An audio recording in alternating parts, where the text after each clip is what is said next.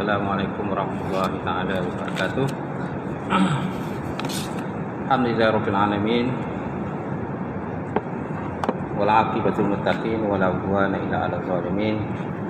Asyhadu an la ilaha illallah wahdahu la syarikalah wa asyhadu anna Muhammadan 'abduhu wa rasuluh. Allahumma shalli wa sallim ala sayyidina wa nabiyina wa maulana Muhammad imamil muttaqin wa qadul mujahidin wa ala alihi wa sahbihi wa man da'a bi da'watihi wa sanna bi sunnatihi ila yaumil Rabbi israh li sadri wa yassir li amri wa hlul 'uqdatam min lisani yafqahu qawli. Subhanaka la ilma lana illa ma 'allamtana innaka antal alimul hakim. Wala haula wala quwwata illa billahil aliyyil azim. Allah Subhanahu wa taala fi kitabil azim wa na'udzu billahi minasyaitonir rajim. Yarfa'illahu allazina amanu minkum wallazina utul ilma darajat.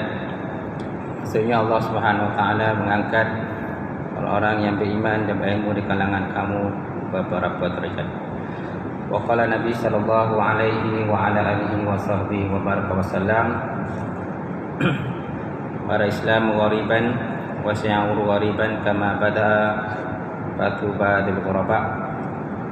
Maksudnya Islam itu bermula dalam keadaan asing dan dia akan kembali menjadi asing, maka berbahagialah pada orang yang asing. Alhamdulillah. Yang hormati Fadil Tuan-Tuan Imam, tak lupa juga Fadil Tuan-Tuan Bilal, kemudian Fadil Tuan Siak kita, kemudian jawatan kuasa masjid, sidang jamaah muslimin rahmat ta'ala, insyaAllah. Alhamdulillah, kita bersyukur rahmat ta'ala yang dapat bersama pada tengah hari ini untuk sesi tazkirah lebih kurang dalam 15 minit atau 20 minit insyaAllah. Jadi tajuk tazkirah pada tengah hari ini itulah penyakit umat-umat terdahulu. Penyakit umat-umat terdahulu. Baik. Hari ini saya ambil daripada kitab 40 hadis peristiwa akhir zaman. 40 hadis peristiwa akhir zaman yang dikarang oleh Syekh Ahmad Fahmi Zamzam ataupun namanya Abu Ali Banjari Al-Nadwi. Dalam kitab hadisnya dia masukkan hadis yang tajuknya penyakit umat-umat terdahulu. Hadis ini terima daripada An Abi Hurairah radhiyallahu taala anhu. Yaqulu sami'tu Rasulullah sallallahu alaihi wasallam yaqulu sayusibu ummati da'ul umam. Sayusibu ummati da'ul umam. Faqalu ya Rasulullah wa ma da'ul umam? Qala al-asaru wal bataru wa takasuru wa tanajusu fid dunya wa tabagudu wa tahasuru hatta yakuna al-bagyu. Rawahul Hakim. Hadis ini terima daripada Abu Hurairah radhiyallahu taala anhu. Yaqulu berkata ia sami'tu Rasulullah sallallahu alaihi wa ala alihi wa sahbihi wasallam yaqul. Aku telah mendengar Rasulullah telah bersabda, saya sibu ummati da'ul umam, dan akan ditimpa kepada umatku penyakit umat-umat terdahulu. Saya sibu ummati da'ul umam, selagi akan ditimpa umatku penyakit umat-umat terdahulu. Faqalu ya Rasulullah. Lalu mereka itu para sahabat bertanya kepada Rasulullah sallallahu alaihi wa ala alihi wasallam, wa ma da'ul umam? Apakah dikatakan sebagai penyakit umat-umat terdahulu? Qala, lalu Rasulullah SAW pun bersabda, al-asaru wal bataru wa takasuru.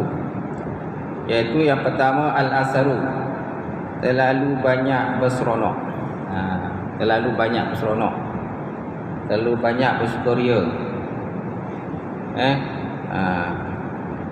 Mana-mana sajalah, kalau contohnya program-program dalam TV ke dan sebagainya, reality TV ke dan sebagainya, banyak program-program yang berbentuk hiburan. Program-program yang berbentuk hiburan.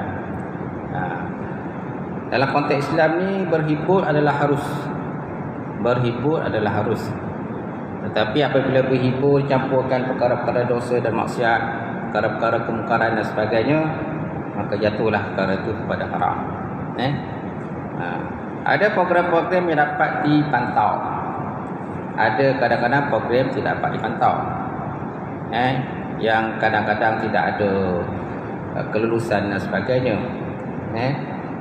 Kalau program yang ada kelulusan itu, jadi mudahlah dipantau oleh pihak yang berkuasa. Yang tidak dapat dipantau yang kadang-kadang masalah, yang akhirnya menyebabkan berlakunya gejala sosial, kerentuan akhlak. Akhirnya contohnya perzinaan, buang anak dan sebagainya.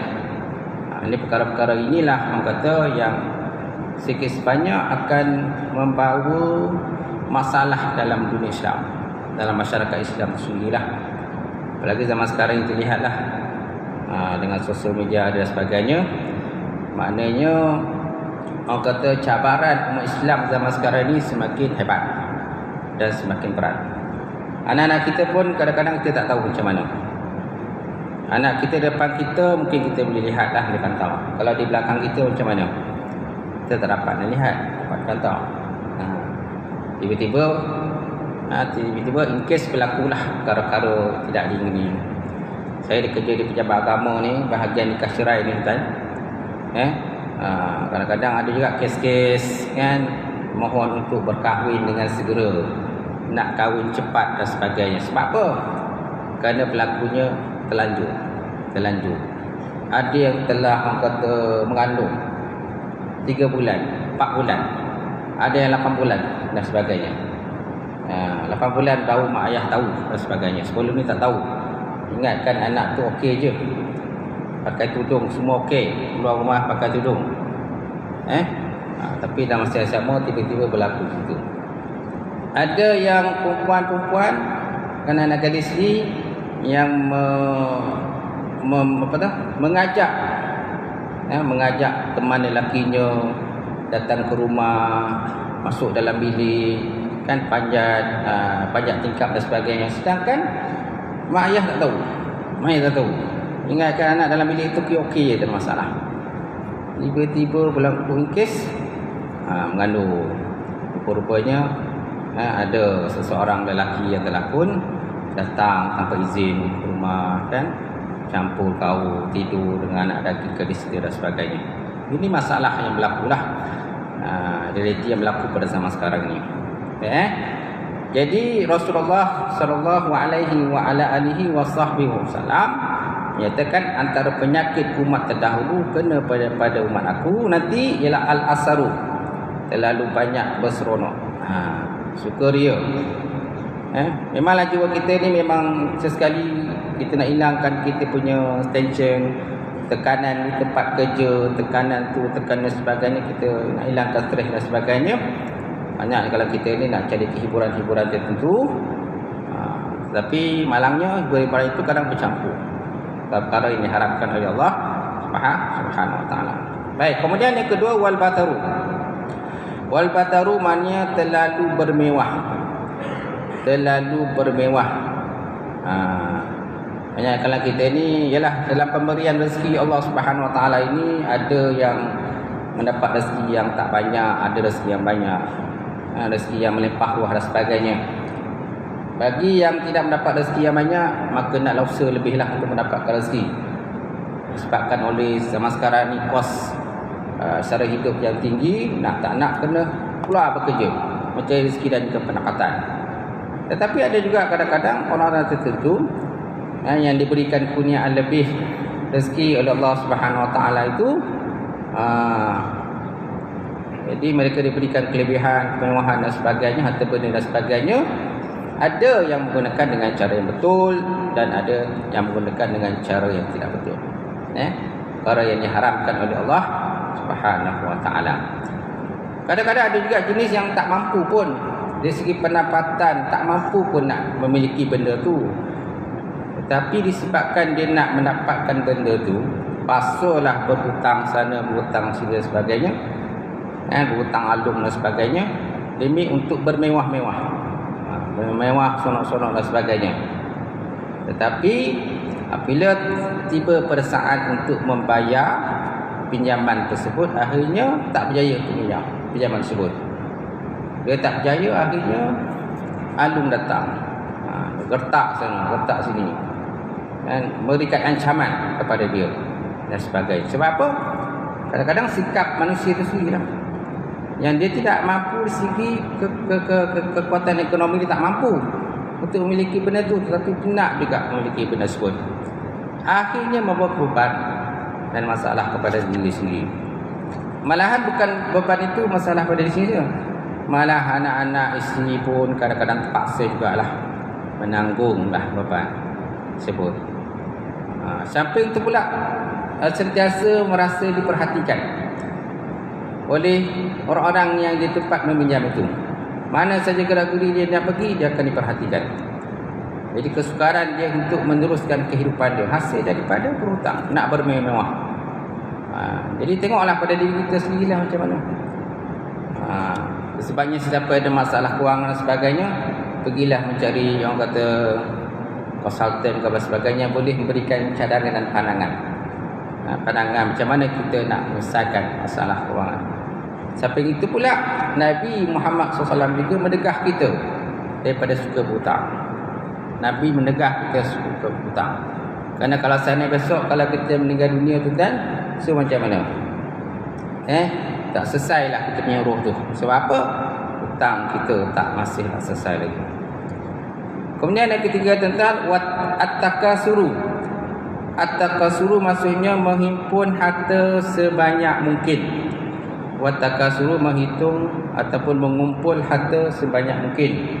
Kita kena faham bahawa kehidupan kita di dunia ini hanya sementara saja. Ma indakum yanfazu wa ma indallahi baqin. Apa yang ada pada kamu tu dia akan habis, dan apa yang ada pada Allah Taala tu kekal.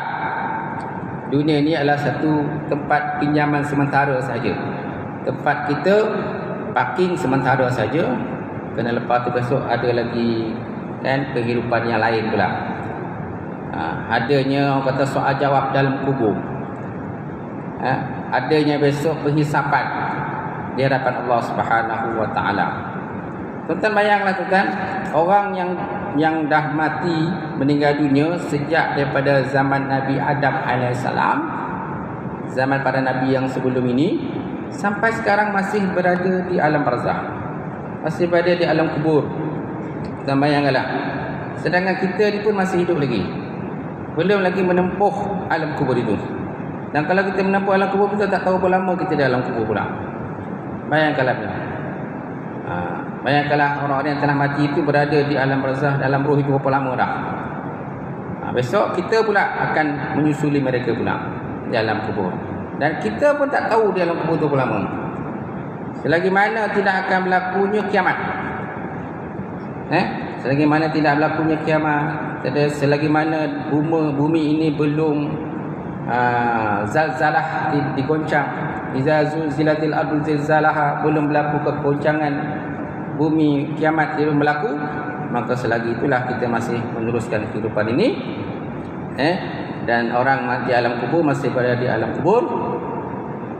Kalau besok sampai masa dan ketikanya besok berlakunya tanda-tanda alamatul kubra, tanda-tanda besar kiamat, kemunculan dajjal dan sebagainya, barulah besok dah habis, besok barulah kita bertemu pula besok di akhirat pula. Di akhirat besok macam lagi persoalan-persoalan yang dihadapan Allah Subhanahu wa taala besok. Bayangkanlah perhimpunan. Perhimpunan di mahsyar itu dia bukan saja perhimpunan manusia saja. Itu juga perhimpunan para jin. Disebut dalam kitab, ada sebuah kitab tu yang menyatakan bahawa disebut tentang nama-nama kiamat ni. Sebut di situ tanda-tanda kiamat ataupun nama-nama kiamat. Saya terlupa kitabnya. Dinyatakan bahawa antara nama kiamat itu ialah nama yang memberi maksud bahawa pertemuan makhluk langit dan juga pertemuan makhluk bumi. Dia kata. Di padang mahsyar. Pertemuan makhluk langit dan juga pertemuan makhluk bumi di padang mahsyar. Bayangkanlah tuan, berapa ramai besok yang akan himpun di hadapan Allah Subhanahu wa taala. Boleh. Insya-Allah Jadi masa kita dah singkat. Wa takasuru, kemudian wa tanajusu fid dunya, kemudian saling mungkir, tipu menipu. Kemudian tipu menipu. Jadi yang keempat, menghimpun harta sebanyak mungkin, kemudian tipu menipu dalam merebut harta benda dunia, kemudian watabagulu, kemudian saling memarahi dan memarahi di antara satu sama lain, kemudian watahasuru hatta yakunul bagyu, kemudian yang seterusnya hasad menghasad sehingga berlakulah al-bagyu, sehinggalah berlakunya zalim menzalimi di antara satu sama lain. Saya baru kupas Sultan 1, 2, 3. Baru 3 kupas. Belum lagi yang keempat, kelima, keenam. Belum lagi. InsyaAllah. Sebabkan masa kita singkat, kena masuk di mana. InsyaAllah kalau seadanya adanya kelapangan lagi, InsyaAllah kita akan bersama-sama lah. Aku qauli hadza wa astaghfirullahalazim li wa lakum wa lisa'il muslimin wal muslimat. Assalamualaikum warahmatullahi taala wabarakatuh.